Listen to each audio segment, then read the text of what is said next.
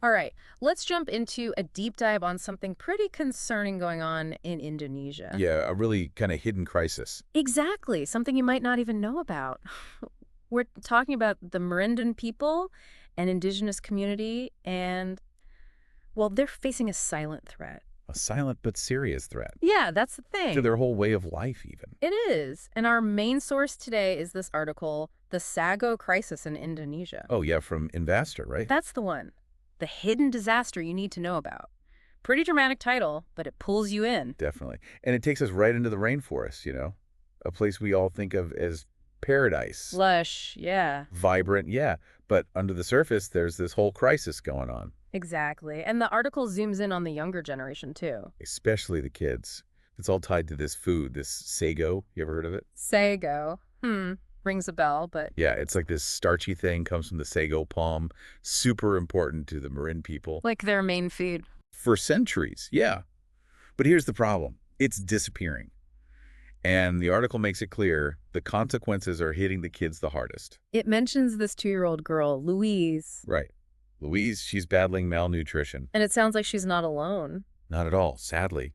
So many Marin children are experiencing stunting. Stunting. Yeah, it's when their growth gets stunted. Okay, but that's more than just height, right? Oh, way more. Imagine a kid's body, it's just struggling to grow. So they're more susceptible to getting sick. Exactly. Weak immune system and their cognitive development, their learning, it all gets affected. Wow. So their whole life, basically. It's a chain reaction.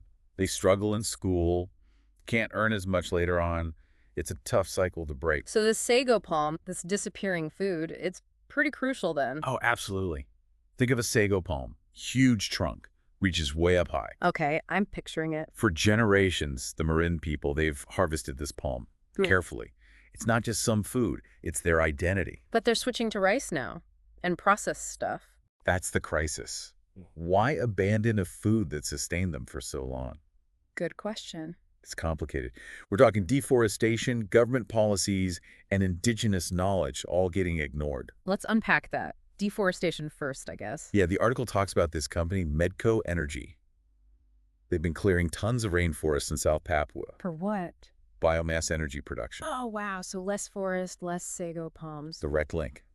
And it's devastating for the Marin. They're fighting back, though, right? They are. But it's tough. The article quotes this Marin chief, Moses. He talks about how hunting trips that used to be quick, Now take days. days to find enough food. Imagine that pressure on families. It's heartbreaking. So deforestation's pulling apart their lives, but what about the government? Right. So Indonesia, they've had these transmigration programs. Transmigration. They move people from crowded islands to places like Papua. Okay, so more people, more mouths to feed. Yeah, and different diets. The new folks, they rely on rice. So did the government, encourage this rice thing? They did.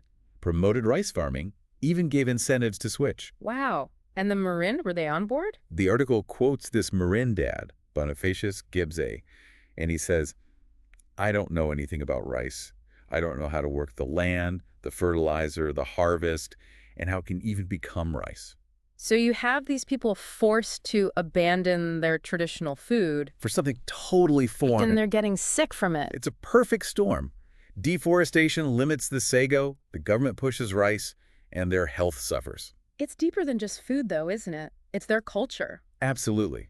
Losing sago, it's like losing a part of who they are. We'll dig into that more in the next part of our deep dive. Yeah, there's a lot more to uncover here. So we've seen the problem, this sago crisis. It's hitting the Marin people hard, their health, their culture. It's complex, yeah. But there's got to be some hope, right? Some way to help. I think so. The article, it calls for change.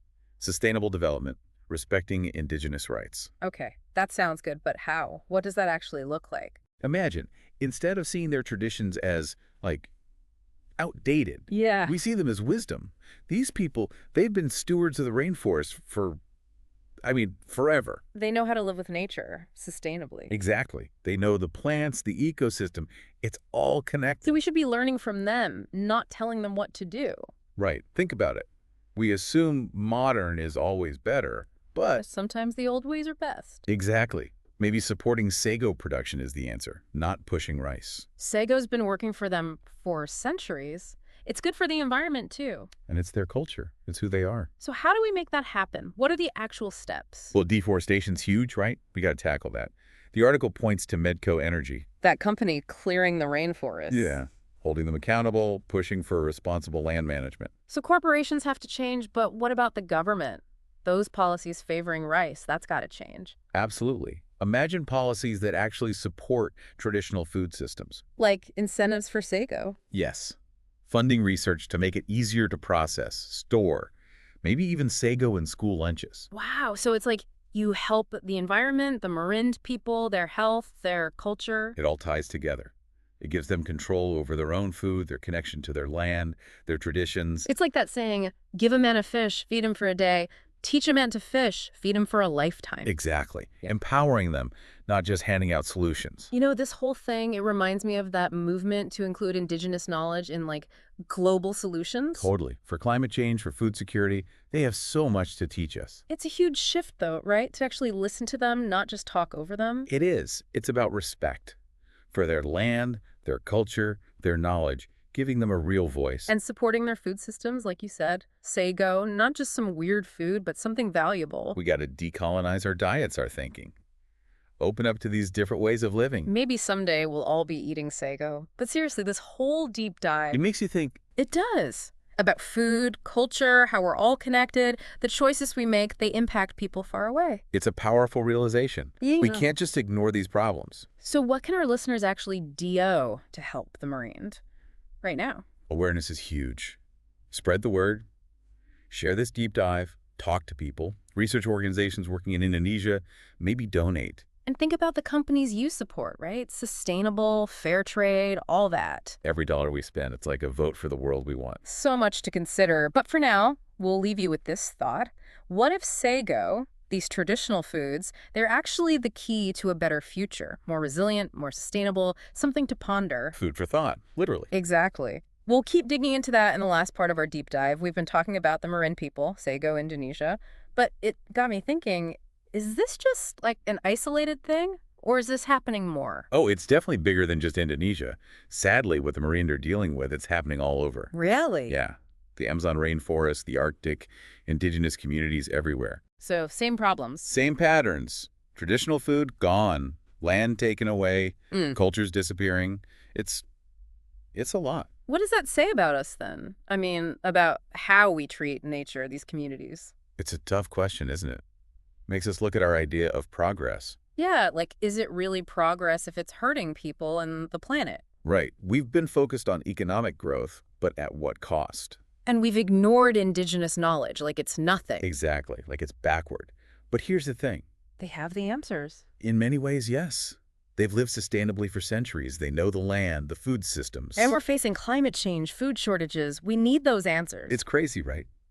The solutions might be right there, but we're not listening. So what do we do? How do we change things? It starts with a shift. Yeah. A big one. Instead of imposing solutions, we listen.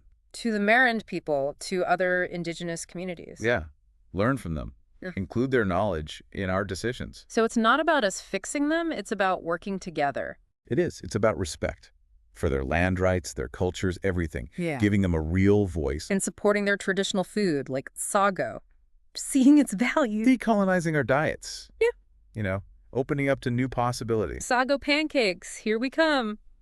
But seriously, this whole conversation... It's been eye-opening, right? Yeah, makes you realize how connected we all are. And that our choices matter, even for people far away. So as we wrap this up, think about this. What if the answers we need are already out there, held by communities we've ignored? It's a powerful thought.